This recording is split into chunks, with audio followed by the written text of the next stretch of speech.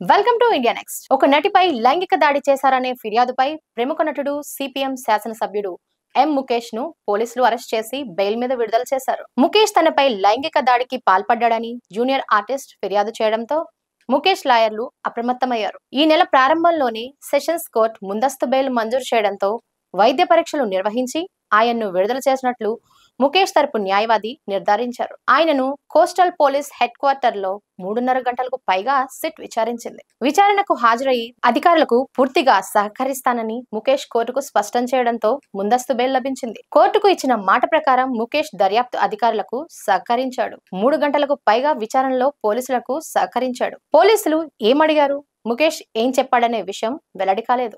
మరోవైపు నటిపై అత్యాచారం కేసులో కేరళ నటుడు సిద్దిఖీని అరెస్ట్ చేసేందుకు పోలీసులు రంగం సిద్ధం చేశారు. ఇప్పటికే ఆయన దాఖలు చేసిన ముందస్తు బెయిల్ ను కేరళ హైకోర్టు తిరస్కరించింది. ప్రస్తుతం ఆయన ఎక్కడ ఉన్నారో తెలుసుకోవడానికి వీలుగా లుక్అవుట్ సర్క్యులర్ ను జారీ చేసింది. 2016లో తిరువనంతపురంలో ఓ హోటల్లో సిద్దిఖీ తనపై అత్యాచారానికి పాల్పడ్డాడని ఓ నటి ఇటీవల ఫిర్యాదు చేసింది. తొలుత సదరు నటి ఈ ఘటనపై ఫిర్యాదు చేయకూడదని భావించారు. గత నెల జస్టిస్ హేమ కమిటీ నివేదిక సమర్పించడంతో ధైర్యంగా ముందుకొచ్చారు.